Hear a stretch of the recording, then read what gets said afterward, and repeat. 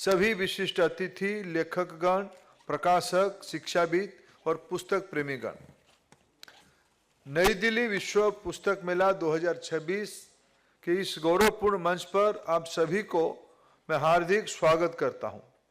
यह केवल पुस्तक का मेला नहीं है, ये विचार का संगम, संवादों का उत्सव और सृजनशीलता का उत्साह है। भगवत गीता में कहा गया है, ज्ञान से अधिक पवित्र इस संसार में कुछ भी नहीं है।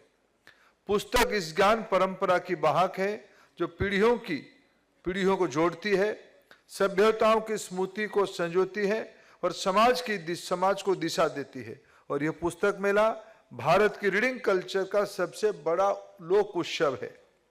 पिछले 53 वर्षों में लगातार आयोजित हो रहा यह दिल्ली की पुस्तक मेला आज विश्व प्रकाशन जगत का एक प्रतिष्ठित और विश्वसनीय मंच बन चुका है। 20 लाख से अधिक पाठकों का और 50 से प्लस देशों की भागीदारी वाला यह आज विश्व का सबसे बड़ा बिजनेस टू कंज्यूमर पुस्तक मेला हो चुका है, जो लेखक, प्रकाशक और पाठकों का सीधा संवाद और सहभागिता के एक अनूठा मंच पर एक साथ लाने का प्रयास किया है। New Delhi world book fair 2026 magnitude और प्रभाव दोनों दृष्टि से भारत की साहित्यिक चेतना का प्रशस्त प्रतिबिंब है। 3000 से अधिक स्टॉल, 1000 से अधिक प्रकाशक, 600 से अधिक साहित्यिक एवं शैक्षणिक कार्यक्रम ये दर्शाती हैं कि यह मेला केवल पुस्तकों का प्रदर्शन नहीं है, बल्कि विचारों का एक विस्तृत, जीवंत और लोकतांत्रिक संवाद है। आज भारत प्रकाशन और पुस्तक व्यापार के क्षेत्र में विश्व की तीसरी सबसे बड़ी केंद्र बन चुकी है, जो हमारा ज्ञान तंत्र का व्यापकता, भाषाई विविधता और वैश्विक प्रासंगिकता का दर्शन करती है। यह उपलब्धि आत्मनिर्भर भारत की सोच का भी प्रतीक है, जहां हम अपनी भाषाओं, लेखकों और प्रकाशकों के माध्यम से वैश्विक स्तर पर भारतीय साहित्य और संस्कृति का मजबूती से प्रस्तुत करते हैं।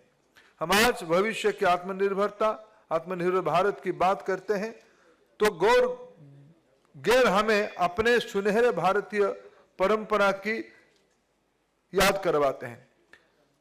इसमें पुस्तकालय और संग्रहालय की महत्वपूर्ण भूमिका है। Connemara public library Chennai, national library Kolkata और प्रधानमंत्री संग्रहालय एवं पुस्तकालय नई दिल्ली जैसे देश की अनेक लाइब्रेरी भारत की सभ्यता, स्मृति और ज्ञान परंपरा का निरंतर धारा का संरक्षित करता है। कन्फ्यूशियस ने कहा था, भविष्य को समझना है तो अतीत का अध्ययन कीजिए। जब राष्ट्र अपने इतिहास, मूल्यों और सभ्यता जोड़कर आगे बढ़ने का प्रयास करती है, तब जिसकी एग्जाम्पल हाल ही में माननीय प्रधानमंत्री हमारे सामने रखा। माननीय प्रधानमंत्री मोदी जी के द्वारा पवित्र पिपरावा अवशेष का प्रदर्शन का उद्घाटन भारत की सभ्यतागत स्मृति और पुनर्स्थापना का प्रतीक है। पिपराव जैसे पवित्र अवशेषों का म्यूजियम में संरक्षण तथा बौद्ध ग्रंथ, मैन्युस्क्रिप्ट और रेलिक्स का लाइब्रेरी और म्यूजियम में संरक्षण उस परंपरा का आगे बढ़ाता है जहां ज्ञान केवल पढ़ाई नहीं जाता है, बल्कि आत्मसात किया जाता है। देश में ज्ञान और रीडिंग की इस परंपरा को आगे बढ़ाते हुए इस वर्ष पुस्तक मेला की थीम भारतीय सैन्य इतिहास, शौर्य और विवेक 75 रखी गई है, जो हमें राष्ट्र निर्माण में शौर्य और विवेक जैसे मूल्यों को स्मृति याद दिलाती है। यह प्रदर्शनी राष्ट्र के सैनिकों के लिए समर्पित है। देश की सेना की तरफ सभी देशवासियों में भारत की पहले गृह मंत्री सरदार पटेल का प्रति आदर का भाव रखते हैं। भारत रत्न सरदार पटेल जी की 150वीं जयंती के अवसर पर हाल ही में देश की भारत की एकता और अखंडता को बनाए रखने में उनके ऐतिहासिक योगदान का स्मरण किया है। यह स्मृति में जीवंत स्वरूप देते हुए दिल्ली वर्ल्ड बुक फेयर आयोजित विशेष प्रदर्शनी सरदार पटेल जी की राष्ट्र निर्माण में निभाए गए निर्णायक योगदान को प्रभावी ढंग से प्रस्तुत करती है। सरदार वल्लभ भाई पटेल जी के आग्रह पर 15 अगस्त 1947 की ऐतिहासिक सुबह प्रातः 6:30 बजे पंडित ओमकार नाथ ठाकुर द्वारा ऑल इंडिया रेडियो में वंदे मातरम का गायन केवल एक सांगीतिक प्रस्तुति नहीं था, बल्कि स्वतंत्र भारत की जन्म का एक सांस्कृतिक उद्घोष था। आज जब समस्त देशवासी वंदे मातरम की गौरवशाली 150 वर्ष पूर्व होने का उत्सव मना रहे हैं, उसी ऐतिहासिक विरासत राष्ट्रीय स्मृति का सम्मान में दिल्ली विश्व पुस्तक मेला में यह विशेष प्रदर्शनी आयोजित की गई है, जो हमें हमारा अतीत से जोड़ता है और भविष्य की ओर पथ प्रदर्शन करता है।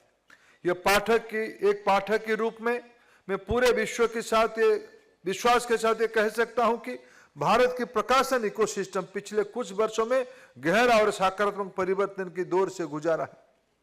भारतीय भाषा अनुवाद और को पब्लिशिंग के माध्यम से भारत का साहित्य और भौगोलिक सीमाओं को पार करके वैश्विक पाठक तक पहुंच चुका है। इस यात्रा के क्रम में हाल ही में मुझे तमिल, उड़िया, मलयालम, तेलुगु, कन्नड़ और भारतीय सांकेतिक भाषा सहित भारतीय भाषाओं की 55 साहित्य कृतियों को लोकार्पण करने का अवसर प्राप्त हुआ। विशेष रूप में तमिल की कालजयी ग्रंथ तिरुकरुल का साइन लैंग्वेज में प्रकाशन इस देश की एक महत्वपूर्ण कदम है, जिसमें यह स्पष्ट है कि समावेशिता आज हमारी प्रकाशन दृष्टिकोण का केंद्रीय तत्व बन चुकी है। डिजिटल युग में हमारी प्राथमिकता है ज्ञान को पहुंचा के समावेशी बनाना, जहां भाषा बाधा नहीं बल्कि सेतु बने।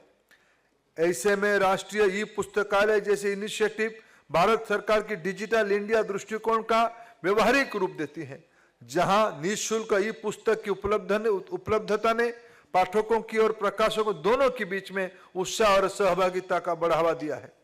राष्ट्रीय ई पुस्तकालय माध्यम से 23 से अधिक भाषाओं में 6000 से अधिक निःशुल्क ई पुस्तक उपलब्ध होंगे, जिसमें टेक्स्ट टू स्पीच जैसे सुविधाएं भी शामिल है।